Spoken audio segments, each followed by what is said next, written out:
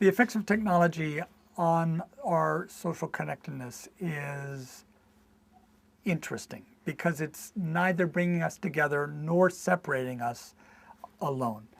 There was a study done about 15 years ago where individuals were given access to the internet. And what they found was that access to the internet increased feelings of loneliness. It didn't decrease. Now, the reason that happened was because people were replacing social engagements with time online. They have subsequently found that if you are isolated, perhaps because of a physical disability or a stigma, the internet decreases levels of loneliness because now you have connections that were not provided before. What other research has suggested is that if one uses the internet not as a replacement for actual contact and communication, but as a way to promote that contact, then it decreases loneliness. If I'm using it to coordinate where my friend and I can meet, so we can go biking together or go out to dinner together, then that's the use of technologies that's decreasing. And the reason relying on technology as a replacement is diminishing connection if it's used to replace that is actually simple to see but non-obvious at first. If you simply watch people walking, they have their own pace, their own gestures. If you have them walk together, you see them become synchronized. Right? Now their pace is the same, their gestures are the same. They look like a unit rather than two individuals. The extent to which they look like a unit, they're synchronized, is called resonance. The greater the resonance between those individuals, you ask them how they feel about each other, the more rapport they will report, and the more they like one another. We know this from experiments where one of those two was a Confederate and was varying whether they fell in resonance with the other individual or not. All right? All of this occurs in normal circumstances unconsciously. We're completely unaware of it.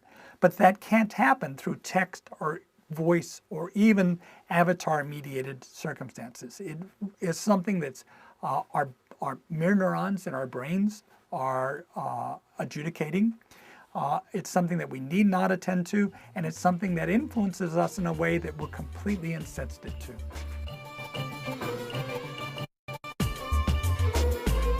If someone were living their life on the internet and were doing that instead of what they had been doing, and that's engaged in actual face-to-face contact, I would ask them what the effects on them were, whether they felt more connected or less connected, and why.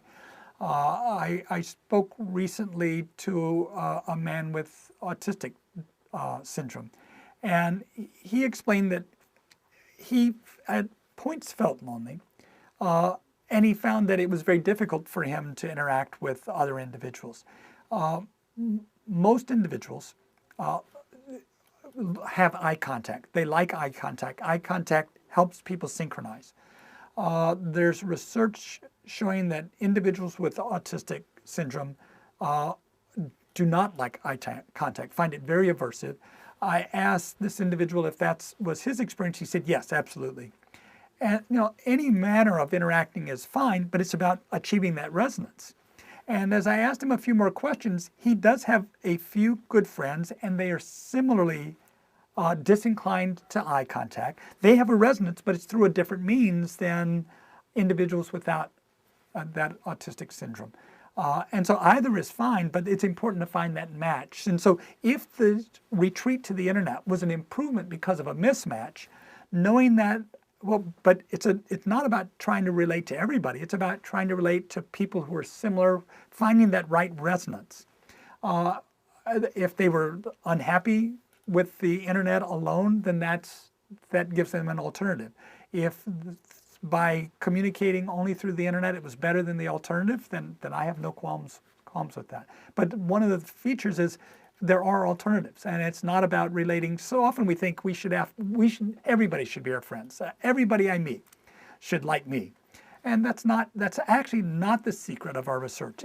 We're a connected species, but the secret of connectivity is very much like computers. If a computer were connected with everyone, it wouldn't be able to do much of anything. It's about being selectively connected and about finding those good matches. And it doesn't take very many. That's the remarkable thing. An extrovert and an introvert can be lonely or connected. The extrovert might take 2, 3 good relationships, where an introvert, it might just take 1. It's achievable by everyone, though.